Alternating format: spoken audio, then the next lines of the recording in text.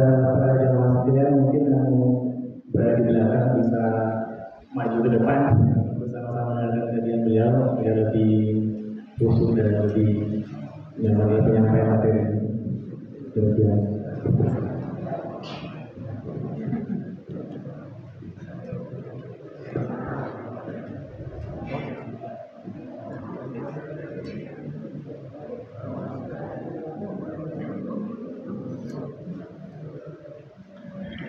Assalamualaikum warahmatullahi wabarakatuh. Alhamdulillahilladzi hadana li hadza wa ma kunna linahtadiya laula an hadanallah. Wassalatu wassalamu ala Rasulillah wa ala alihi wa ashabihi ajmain wa man tabi'ahum bi ihsanin ila yaumiddin. Amma ba'd. Jamaah sekalian, mohon maaf atas keterlambatan saya. Insyaallah pada siang hari ini kita akan membahas tema tentang apa temanya? Bengkel akhlak.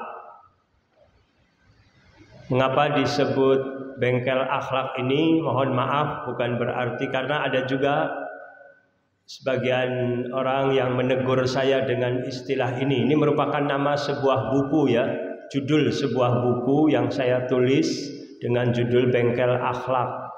Seolah-olah tidak menghormati kalimat akhlak dengan nama bengkel. Tapi istilah sebenarnya bengkel bukan dipahami secara letterlek, artinya bengkel motor atau bengkel mobil, bukan gitu. Tapi upaya dari kita semua untuk memperbaiki akhlak kita. Ibaratnya kalau kita punya kendaraan bermotor, motor atau mobil, tanpa rusak pun setiap bulan rutin kita servis motor itu, ganti olinya, kemudian mungkin dicuci ataupun dan lain sebagainya, dirawat. Apalagi kalau motor itu rusak gitu ya. Nah, kita juga punya hati. Hati ini perlu juga dirawat, diperbaiki. Kita harus mengevaluasi selalu apa kekurangan-kekurangan dalam kepribadian kita, dalam akhlak kita, supaya kita tingkatkan lagi.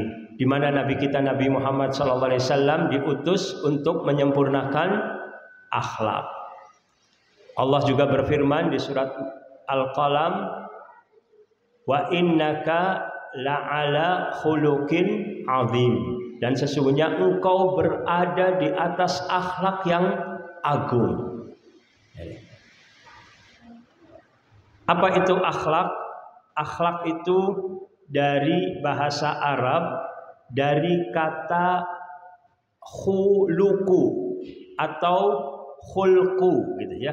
Beda dengan khalqu, itu beda. Kalau khuluqu artinya secara bahasa artinya tabiat, karakter, sifat, itu secara bahasanya.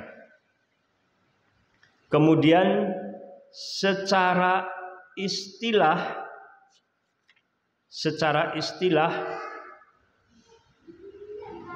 Al-Imam Ibnu Qudamah rahimahullah dalam kitabnya Mukhtasar Minhajul Qasidin mengatakan bahwa akhlak merupakan ungkapan tentang kondisi jiwa yang begitu mudah menghasilkan perbuatan tanpa membutuhkan pemikiran dan pertimbangan.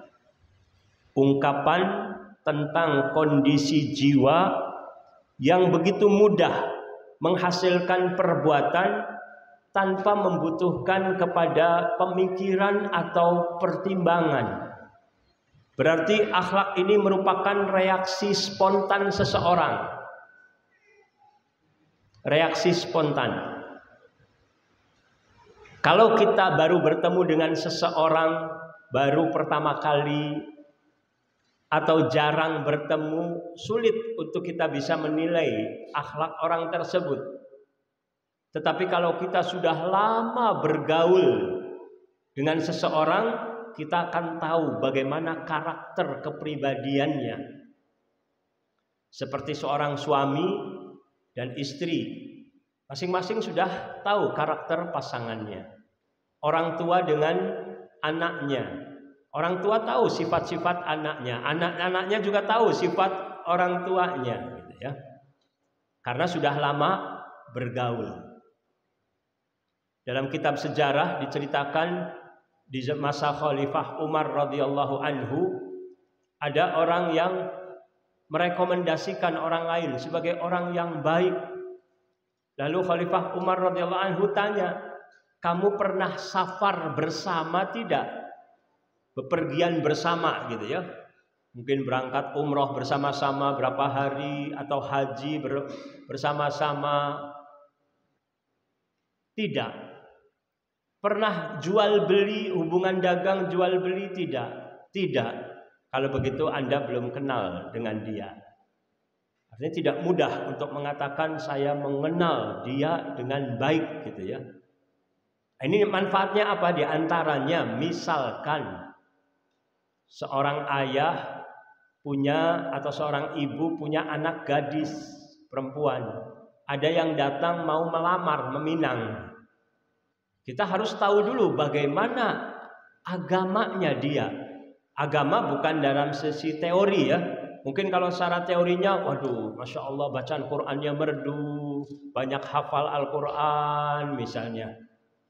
Kemudian penampilan fisiknya juga mungkin misalnya mengenakan kopiah haji misalnya. Kemudian pakainya kain sarung, kopiah. Atau yang perempuan juga mungkin ya pakai abaya, pakai cadar, yang laki-lakinya berjanggut misalnya. Secara penampilan menunjukkan wah santri ini gitu kan. Tetapi secara hakikat belum tentu, tidak ada jaminan.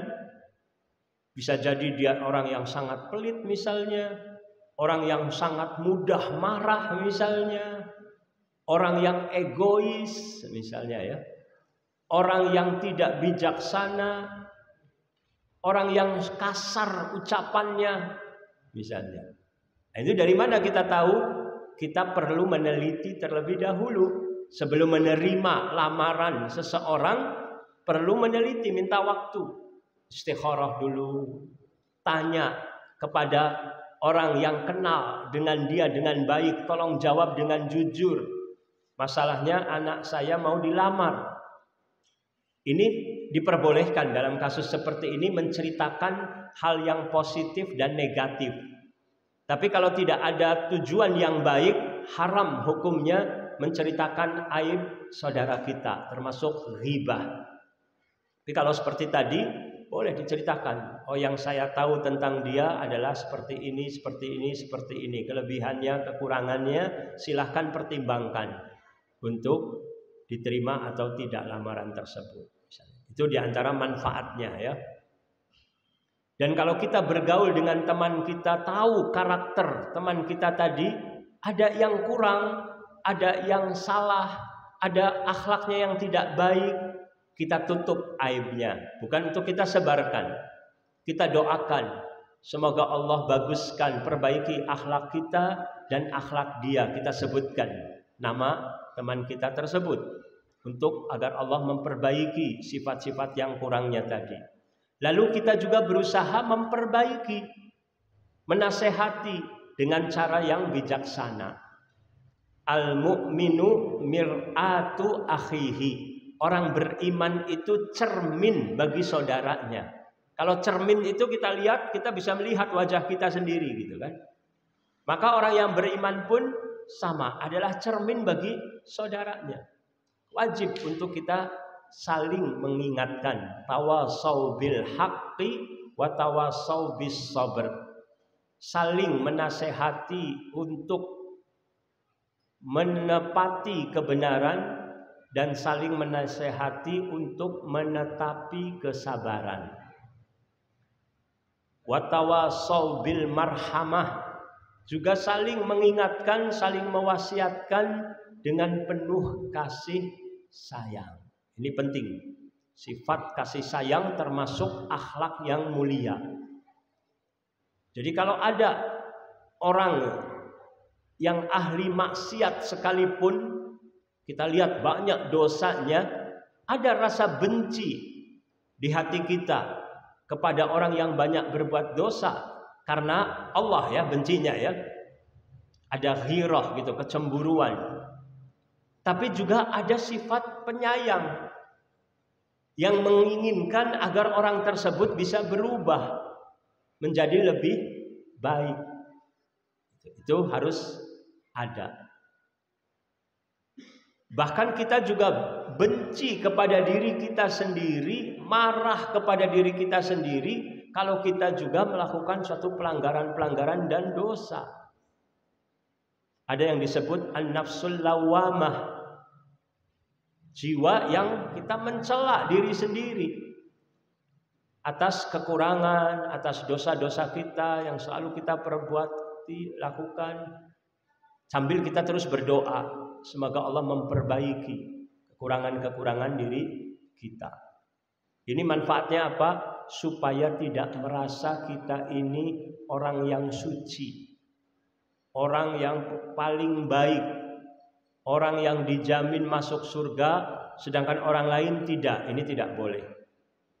Itu termasuk kesombongan. Walaupun terkadang tidak disadari.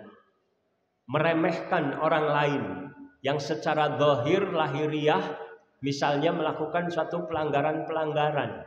Kemudian kita memicingkan mata, tidak ramah, tidak senyum. Ini tidak dibenarkan.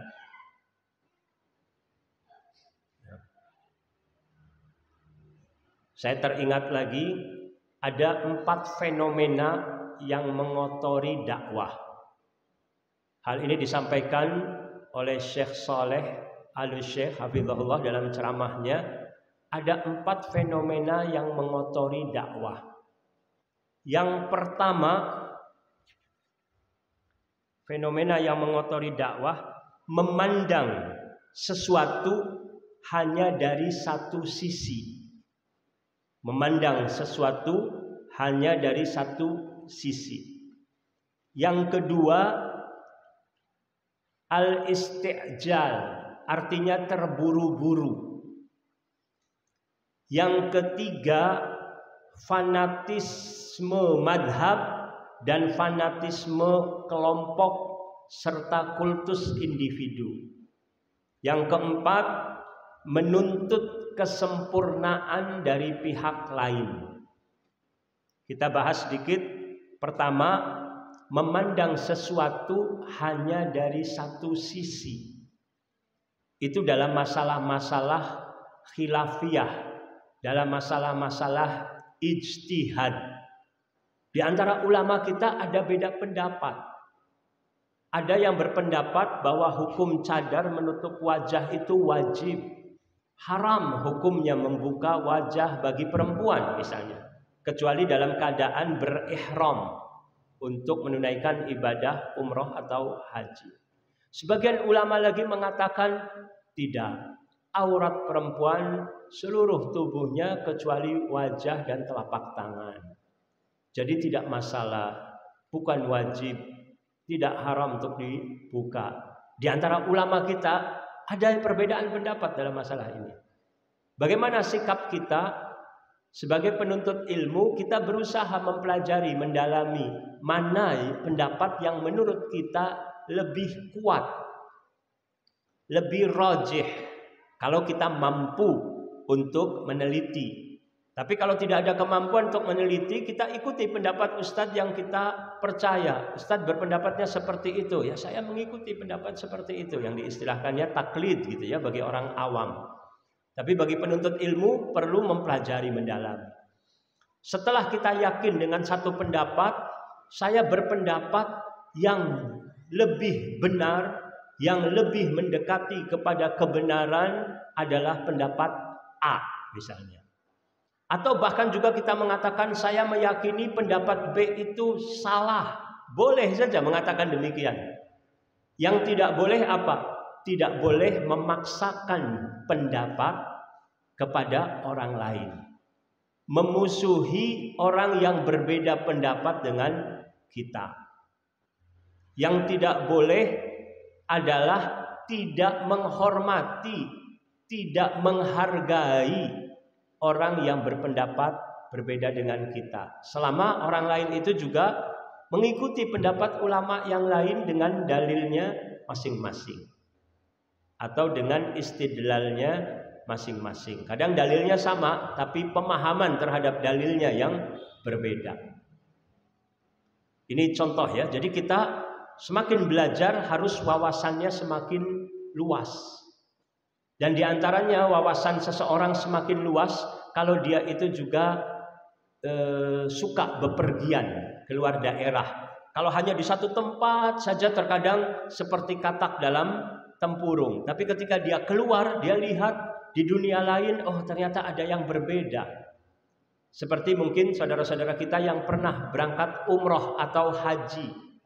Kita dapatkan di Masjidil Haram misalnya, di Masjid Nabawi, ada perbedaan-perbedaan tata cara sholat antara jamaah yang satu dengan yang lain. Ada yang datang dari India, dari Turki misalnya ya, yang mungkin beda madhabnya.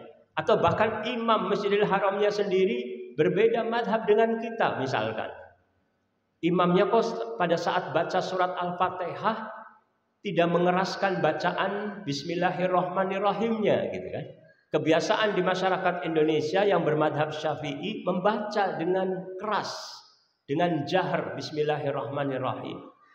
Tapi kalau kita wawasannya luas tadi, memandang tidak hanya satu sisi. Oh, ini ada perbedaan, kita hormati. Mereka juga ada dalil dalam hal ini. Walaupun saya pendapatnya seperti ini, tidak masalah. Ini terjadi ukhuwah yang baik, persaudaraan yang baik. Tapi kalau pandangan kitanya picik, sempit, wawasannya kita sempit, wah jadi masalah. Sholatnya tidak sah ini, tidak baca bismillah. Padahal imamnya baca bismillah, tapi tidak dikeraskan suaranya. Ini kita jangan sampai mudah diprovokasi untuk akhirnya bermusuhan karena ada perbedaan-perbedaan dalam masalah ijtihadiyah. Yang kedua, al-istijal, terburu-buru, ingin dapat hasil cepat. Padahal al-ajalatu minasyaitan, terburu-buru itu dari setan. Berbeda ya, terburu-buru dengan bersegera. Wasari'u ila magfiratin mir rabbikum wa jannatin 'arduhas samawati wal ardu uiddat lil muttaqin. Bersegeralah kalian kepada ampunan Rabb kalian dan kepada surga yang luasnya seluas langit dan bumi yang disediakan bagi orang-orang yang bertakwa. Kita suruh bersegera, berlomba-lomba, itu positif. Tapi kalau al-ajalah, terburu-buru, itu negatif. Imam sudah sholat, lagi baca Al-Fatihah, baca surat, hampir selesai, sebentar lagi ruku. Kita dari jalan sana lari-lari, mau ngejar imam supaya dapat ruku bersama imam, itu dilarang. Nabi SAW perintahkan kalau datang ke masjid, jalanlah dengan tenang. Jangan lari-lari terburu-buru. Termasuk terburu-buru ingin mendapatkan hasil. Waduh, kita ingin cepat sekali mendapatkan hasil. Naik tangga, pingin langsung sampai di atas. Jadi kita lompat. Saat lompat jatuh gitu kan. Kalau kita ingin cepat hasil, ingin mendidik anak cepat paham. Padahal anak berproses dari kecil, banyak kelirunya, banyak salahnya. Dulu kita juga mungkin lebih banyak salahnya daripada anak kita. Tapi kita kurang sabar. Sedikit saja salah anak dibentak, dimarah. Terburu-buru ingin mendapatkan hasil. Yang ketiga, fanatisme madhab misalnya ya.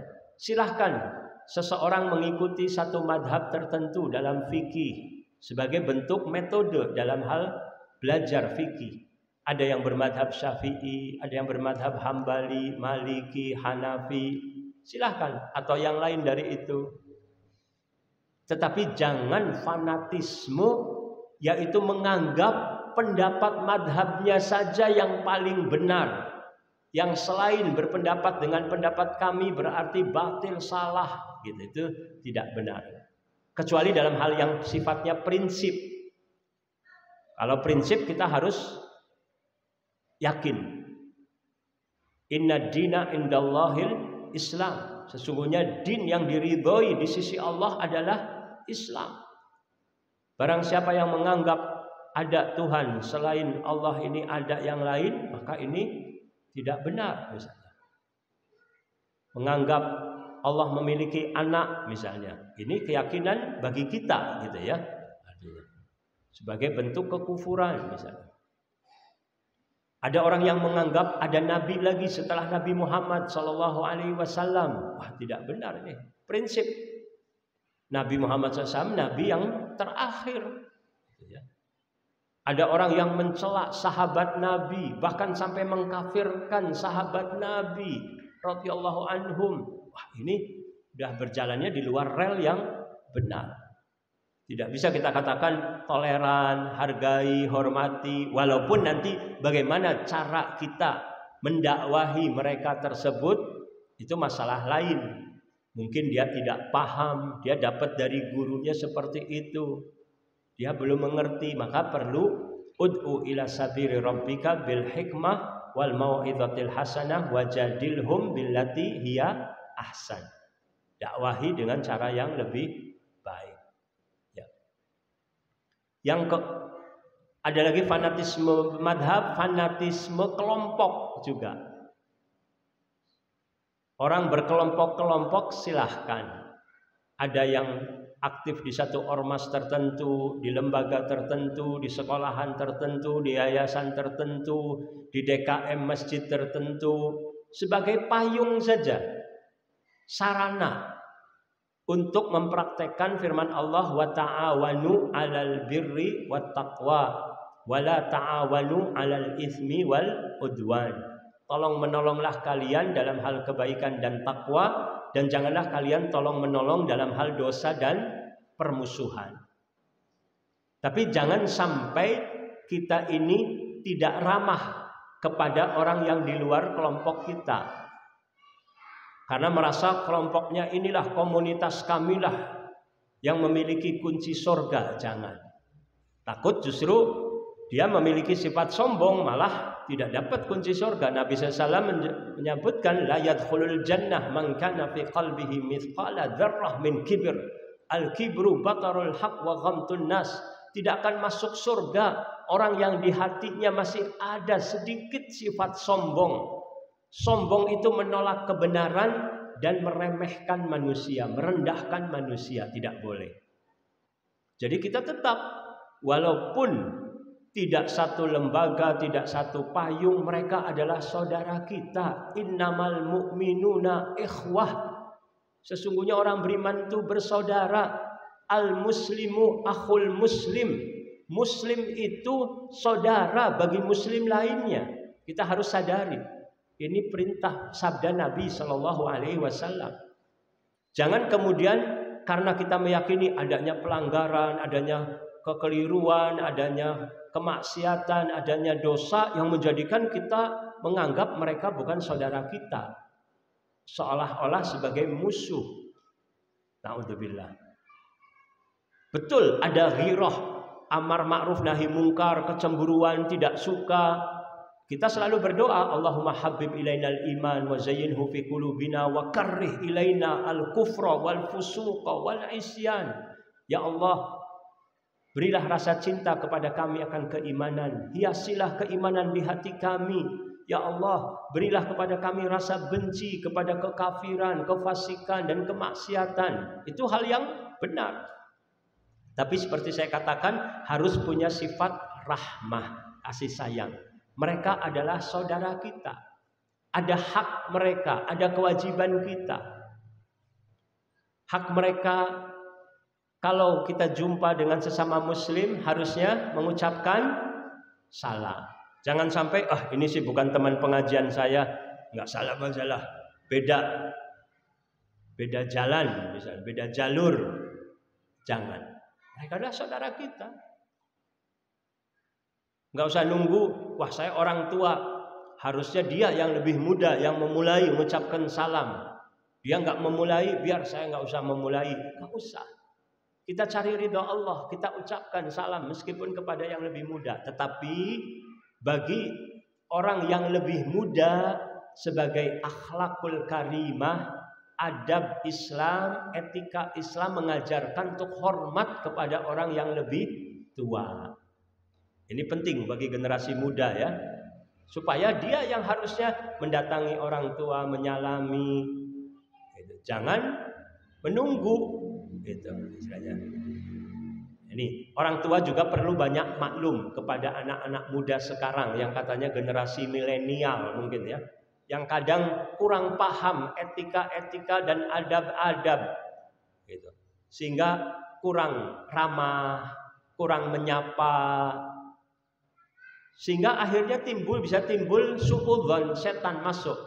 Ini anak-anak muda kok nggak nyalamin saya, nyalaminnya hanya teman-teman satu pengajiannya saja. Apakah saya ini kafir? Apa saya ini sesat atau apa? Akhirnya jadi suudzon gitu kan. Padahal sebenarnya anak muda itu kadang belum tahu cara-cara adab yang baik, etika yang benar, belum paham gitu. Bukan karena kesombongan, kita husnudzonnya seperti itu. Karena belum paham. Contoh lagi saja. Kalau kita berjumpa dengan teman satu pengajian, satu majelis taklim, tapi teman kita ini tidak sendiri. Dia bersama ayahnya, dia bersama pamannya, dia bersama kakaknya yang tidak saya kenal. Saya tidak kenal. Pamannya, ayahnya, kakaknya tidak dikenal. Bukan satu pengajian. Seringkali ketika kita jumpa di jalan, di pasar, assalamualaikumnya kita salamannya dengan teman kita saja tadi. Assalamualaikum, apa kabar? Pelukan malah cipika-cipiki gitu kan. Yang sebelahnya nggak digubris, nggak dihiraukan. Kira-kira baik atau tidak seperti itu? Tersinggung tidak orang yang di sebelahnya? Padahal kita tahu dia berdua, kecuali dia sendirian lain masalah. Dia berdua. Harusnya etikanya disalamin juga, disapa, apa kabar Pak? Alhamdulillah begini misalnya. Oh, misalnya. Jadi ramah. Jangan didiamkan. Kalau didiamkan setan yang masuk. Oh, karena saya bukan satu pengajian sama dia, saya nggak disalamin nih. Mungkin dianggap najis tangan saya ini. Padahal kan sebenarnya tidak. Tapi dia tidak paham, anak muda ini tidak paham adab dan etika yang baik dalam bermuamalah. Nabi SAW berpesan, "Idza kuntum salasah fala yatanaja al-itsnan dunal akhar." Kalau kalian bertiga, jangan dua orang berbisik-bisik tanpa menyertakan orang yang ketiga. Hatta taqtalitu binnas, sampai kalian bercampur baur dengan orang banyak. Kalau banyak orang silahkan dua orang berbicara, berbisik-bisik. Karena apa? Min ajli anna dzalika yuhzinuhu. Yang demikian itu mengakibatkan orang yang ketiga itu menjadi sedih. Membuat sedih dengan adanya bisik-bisik dua orang tadi kalau bertiga. Bagaimana perasaan dia? Dia bisik-bisik, berarti ada sesuatu hal rahasia yang saya tidak boleh tahu. Kenapa kok saya nggak diboleh tahu sih? Kok dibedakan? Itu rasa sedih. Saya nggak dipercaya. Atau jangan-jangan mungkin bicarain tentang saya ini misalnya. Islam menjaga perasaan orang lain itu dijaga. Jangan sampai orang lain sedih, jangan sampai orang lain sakit hati. Tapi bukan hanya berbisik-bisik saja. Kalau ada 3 orang, 2 orang pandai berbahasa Arab, berbicara bahasa Arab dengan suara yang lantang, yang didengar orang yang ketiga. Tapi orang yang ketiga tidak paham bahasa Arab, dilarang juga sama. Oh, saya kan nggak bisik-bisik, saya jelas suaranya. Iya, tapi bahasa kamu tidak dipahami oleh orang yang ketiga. Sama saja seperti berbisik-bisik. Intinya tadi menjaga perasaan orang lain. Jangan sampai menjadikan orang lain itu sedih, tersinggung, sakit hati dengan ucapan kita, dengan perbuatan kita. Itu akhlak Islam. Akhlak Islam. Maka itulah hal-hal yang perlu kita pelajari dalam akhlak ini, gitu ya. Karena misi dari Nabi SAW ketika Allah mengutus Nabi SAW agar akhlak kita ini menjadi baik. Kemudian kultus individu adalah, kalau kultus individu itu mengkultuskan seseorang, gitu. Menganggap ini orang ini sempurna. Terkadang kalau kita ini memiliki guru yang karismatik, guru yang luar biasa dalam ilmunya, apalagi pandai berpidato, wah, kita mengidolakannya. Akhirnya menganggap apa yang diucapkan oleh dia itu pasti benar semuanya. Kalau ada orang yang berbeda pendapat dengan guru kita, wah, yang berbeda itu kita salahkan.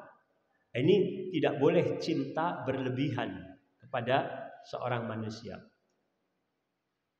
Kita kepada Nabi Muhammad SAW saja, kita cinta kepada beliau, taat, harus taat kepada perintahnya, apa yang dilarang harus ditinggalkan, tapi juga tidak boleh berlebihan. Dan Nabi SAW tidak suka diperlakukan secara berlebihan. Ada sahabat yang bangun ketika beliau datang disuruh duduk, tidak mau menghormati dengan cara bangun berdiri. Nabi SAW seperti itu. Jangan sampai nantinya akhirnya secara tidak sengaja sampai menuhankan beliau, ya, berlebih-lebihan dalam memuji. Misalnya memuji Nabi SAW adalah ibadah, memuji, bersolawat. Tapi kalau berlebih-lebihan yang sampai kadarnya seolah-olah beliau itu sebagai Tuhan, ini yang tidak boleh. Dianggap orang yang tahu ilmu gaib dan lain sebagainya misalnya. Yang keempat, menuntut orang lain sempurna. Menuntut kelompok lain sempurna. Jadi kita menuntut kesempurnaan. Kalau ada yang kurang, udah langsung di blacklist. Seorang guru, wah kok guru tapi begini, wah berarti udah nggak kepakai oleh saya. Ini hal yang demikian ini tidak baik. Betul, ada dasar-dasarnya, ada kaidah-kaidahnya secara prinsip kepada siapa kita berguru misalnya, ya. Tapi adapun kekurangan-kekurangan yang sifatnya manusiawi, maka manusia tidak ada yang sempurna. Sehingga kita berusaha untuk bisa sabar, bisa memperbaiki dan tidak membenci secara berlebihan karena kita menuntut kesempurnaan dari seseorang atau dari satu kelompok tertentu misalnya. Ya, kita kembali lagi kepada tentang akhlak. Akhlak ini ada akhlak yang baik kepada Allah, ada akhlak yang baik kepada sesama manusia atau kepada makhluk, gitu ya. Jadi akhlak itu ada akhlak yang baik kepada Allah. Akhlak yang baik kepada Allah adalah dengan cara membenarkan berita-berita yang datang dari Allah.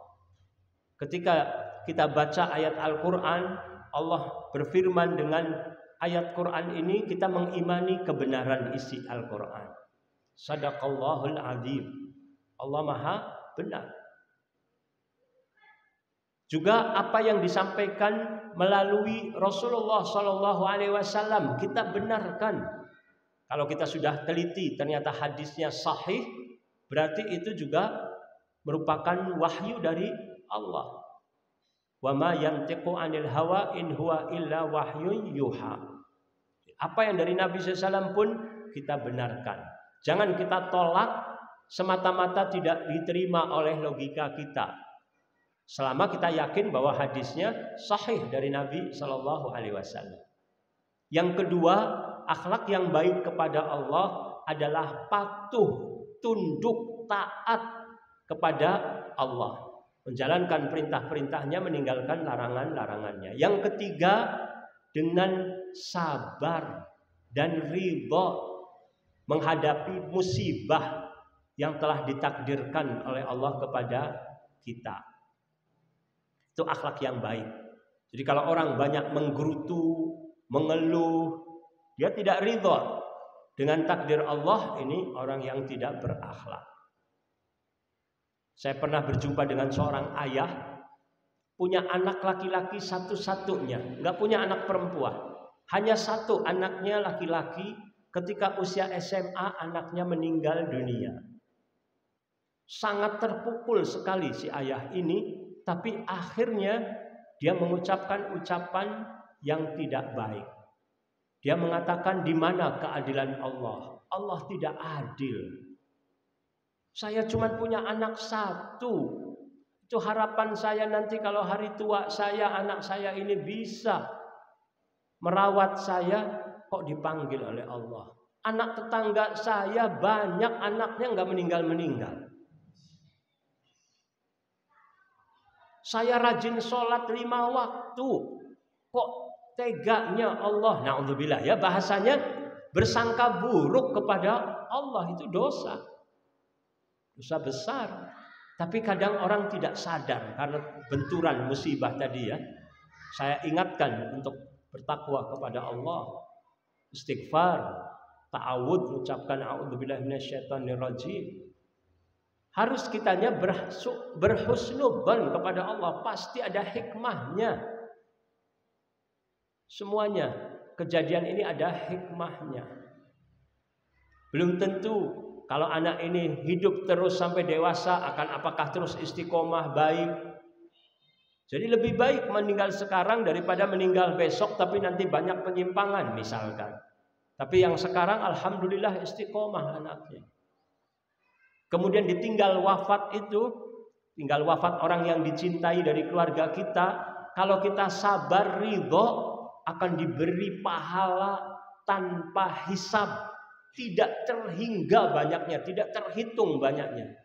Innama yuwaffas sabiruna ajrahum bighairi hisab.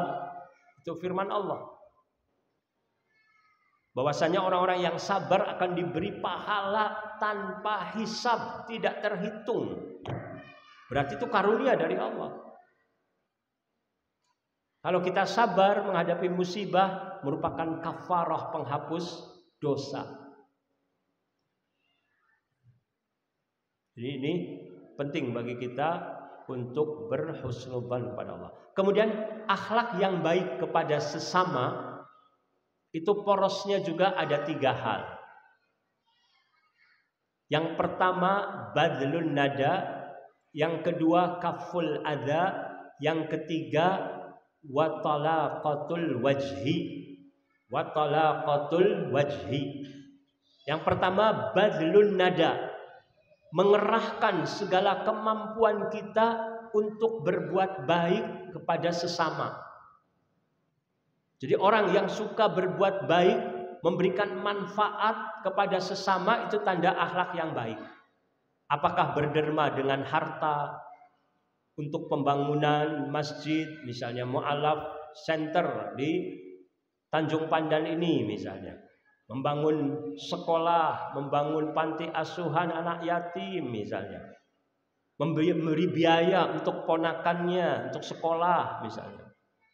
Berderma dengan harta berarti baik, memberi anak yatim, menyantuni janda dan seterusnya, ini kebaikan ya. Memberikan bantuan berupa uang untuk pergi haji atau umroh kepada seseorang misalnya, seorang ustadz, seorang imam masjid, marbot masjid misalnya, diberangkatkan untuk haji atau umroh, ini suatu kebaikan, akhlak yang mulia dari orang yang berderma tadi. Tapi berderma bukan hanya harta saja. Orang yang punya sedikit kelebihan ilmu, ingin berbagi ilmu, itu juga berbagi. Sedekah dengan ilmunya. Ada lagi yang dengan tenaganya, dengan pikirannya. Ini suatu kebaikan. Yang kedua, kaful adza. Menahan dari gangguan, artinya tidak menyakiti orang lain, tidak mengganggu orang lain. Itu ciri akhlak yang mulia. Rasulullah SAW bersabda, al-muslimu man salimal muslimuna min lisanihi wa yadihi. Seorang muslim adalah orang yang kaum muslimin lainnya selamat dari lisannya dan selamat dari tangannya. Berarti orang muslim itu tidak suka mengganggu, tidak suka menyakiti orang lain dengan lisan. Tidak suka berbuat ghibah, menceritakan keburukan aib saudara-saudaranya. Dia jaga. Tidak suka menamimah, mengadu domba supaya dua orang atau dua kelompok besar jadi bermusuhan. Tidak. Tidak suka mencaci maki, tidak suka mencela, tidak suka mengejek, mentertawakan orang lain. Dijaga. Dan dari tangannya pun apa saja yang bisa dia lakukan, dia tidak menyakiti orang lain. Maka kita perlu untuk mengoreksi lagi, apa sih perbuatan yang menyakiti orang lain. Misalkan ada orang yang masih punya kebiasaan merokok, tidak merokok di tempat umum, tidak merokok di masjid, tidak merokok di dalam rumah, tidak merokok di dalam kendaraan umum, di angkot atau di bis misalnya. Walaupun bukan berarti kalau merokok sendirian di hutan misalnya atau di tempat yang sepi berarti dia itu baik, perbuatannya baik gitu ya. Perbuatan merokok adalah perbuatan yang kurang baik, merusak kesehatan. Kita harus bersyukur kepada Allah atas nikmat sehat, di mana Nabi SAW bersabda, nikmatani maghbunun fihi makatsirun minan nas, as-sihhatu wal faragh. Ada dua nikmat yang kebanyakan manusia tertipu pada keduanya, nikmat sehat dan nikmat waktu luang. Tapi itu masalah pribadi, artinya kita tidak boleh menganggap kita lebih baik. Misalnya kita tidak merokok ya, bahwa kita lebih baik dari orang yang merokok, lebih tinggi derajatnya di sisi Allah, tidak boleh. Bisa jadi orang yang merokok tingkatnya di sisi Allah derajatnya lebih baik dari diri saya. Karena dia punya pahala-pahala yang besar, yang lain yang kita tidak ketahui. Dan disebabkan juga rasa sombong kita tadi, merasa lebih tadi yang menjadikan Allah murka kepada kita. Na'udzubillah. Tetapi satu sisi kita doakan agar Allah memberikan kekuatan, kemudahan untuk beliau supaya bisa meninggalkan rokok misalnya. Dan kalau kita menasehati juga menasehatinya yang santun bahasanya. Meskipun kita menasehati ponakan, jangan misalnya kamu merokok saja, gini-gini misalnya dengan dibentak-bentak, tidak baik. Seorang guru kepada murid juga perlu nasihat yang menyentuh. Diajak bicara tentang nikmat Allah, kewajiban kita mensyukuri nikmat Allah, dan seterusnya diingatkan. Ini penting ya.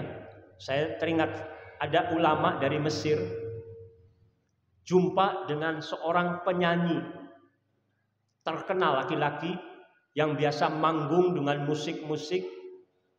Ulama ini jumpa di bandara di Mesir. Tidak kenal ulama tadi, cuman orang ini terkenal lah gitu, selebritis, public figure gitu ya. Padahal ulamanya juga sebenarnya public figure juga, tapi si penyanyi ini tidak kenal juga bahwa dia ulama, tidak paham. Ulama ini merendah, datang ke si penyanyi tadi, menyalami. Assalamualaikum, apa kabar? Oh, alhamdulillah baik. Kemudian, kamu siapa? Nama saya Mahmud. Anda kan namanya Fulan, disebutkan. Si ulamanya tahu namanya si penyanyi tadi. Bukankah nama Anda sebutkan misalnya namanya Said atau Muhammad, ya saya lupa. Bukankah Anda namanya Fulan? Oh benar. Kok Anda tahu nama saya? Dari mana? Loh, Anda kan orang terkenal. Semua orang tahu kenal Anda. Wah, senang dia gitu kan. Ngobrol-ngobrol sebentar, kemudian ulama itu pamit. Sebelum pamit menyampaikan pesan. seandainya suara Anda yang merdu ini digunakannya untuk membaca Al-Quran, menjadi qori Al-Quran, wah dahsyat sekali. Assalamualaikum. Ini pesan sebenarnya bahwasanya Anda tinggalkanlah musik, nyanyi-nyanyi. Udah ngaji sekarang, baca Quran gitu. Sebagai bentuk syukur kepada Allah. Tapi bahasanya santun. Jadi didengarnya tidak panas di telinga. Bahkan senang, simpati. Siapa itu tadi? Kepada temannya. Oh itu Syekh Mahmud Al-Misri, Abu Ammar, ulama terkenal. Oh saya nggak tahu gitu. Dikejar, minta nomor HP-nya. Saya barangkali mau tanya-tanya masalah agama. Jadi simpati. Jadi kita harus paham. Jangan kita nganggap, wah saya ustadz timba yang harus datang kepada air. Timba yang harus ngambil air. Bukan air yang mendatangi timba misalnya. Prinsipnya kan harusnya seperti itu. Orang yang membutuhkan ilmu datang kepada orang yang berilmu. Tapi kalau sekarang kita harapkan seperti itu, kesadaran untuk menuntut ilmu saja mungkin perlu dikuatkan lagi masyarakat kita. Kita yang ngalah, yang mendatangi ke masyarakat gitu kan. Jadi tidak harus prinsip tadi. Ucapannya Imam Malik misalnya kan, ilmu orang yang harus mendatangi ahli ilmu misalnya. Ilmu itu didatangi dan lain sebagainya. Ini tidak harus diterapkan seperti itu. Kepada siapa kita menerapkannya harus lihat. Kalau orang yang sudah paham tentang pentingnya ilmu, betul. Mereka akan merantau, pergi mencari ilmu misalnya. Tapi bagi orang yang belum begitu memahami dan lain sebagainya, perlu kita yang mendatangi kepada mereka. Ya. Tadi menyakiti orang lain macam-macam. Mendengarkan suara musik dengan keras saja sampai terdengar ke rumah tetangga. Itu mengganggu sekali sebenarnya. Tapi kadang orang nggak nyadari. Keras-keras. Padahal harusnya kalau gini. Kadang di kereta api mendengarkan HP, YouTube dengan suara yang keras. Ada orang mau tidur terganggu, gitu kan? Kalau dia merasa butuh, pakai headset, dengarkan sendiri. Gak usah kedengaran yang lain kan gitu. Tapi kesadaran untuk hal itu perlu terus disampaikan kepada masyarakat. Bahwa ini tidak baik, ini menyakiti, mengganggu. Kebiasaan sedang antri makan, tiba-tiba nyerobot misalnya. Ini kebiasaan yang tidak baik, nyerobot. Dan hal-hal lainnya perlu terus kita perbaiki. Ya, intinya seperti itu. Wa talaqatul wajhi, ciri akhlak yang baik adalah berwajah ceria, murah senyum, ramah kepada orang lain, siapapun dia. Ya, anak kecil, orang tua, gitu, ramah. Kecuali di sini antara laki-laki dan perempuan, yang kemungkinan kalau perempuan itu terlalu ramah nanti bisa menimbulkan fitnah. Itu hindari. Istilahnya ya. Misalnya. Apalagi kepada orang yang tidak dikenal dan lain sebagainya. Tapi secara umum kita bicara adalah ramah. Ramah. Dibiasakan. Senyum itu obat. Kalau kita senyum itu obat menghilangkan stres dan lain sebagainya. Ini penting ya. Mungkin itu dulu sementara. Saya ingin sekarang forum diskusi tanya jawab dan juga barangkali dari bapak-bapak senior-senior saya untuk juga menambahkan tambahan informasi tentang materi tadi dari kejadian, dari pengalaman untuk menambahkan wawasan kita semua, silahkan. Jadi tidak mesti harus pertanyaan ya. Tapi yang mau bertanya juga boleh. Saya datang jauh-jauh dari Cirebon ya. Nah, ini jangan sampai artinya sayanya juga dapat ilmu masalahnya ya. Ketika antum bertanya tuh jadi tambahan ilmu. Apabila saya tidak bisa menjawab, saya akan bertanya lagi kepada ahli ilmu. Jadi ketika saya datang ini ke daerah, bukan saja saya mengajarkan ilmu, tapi saya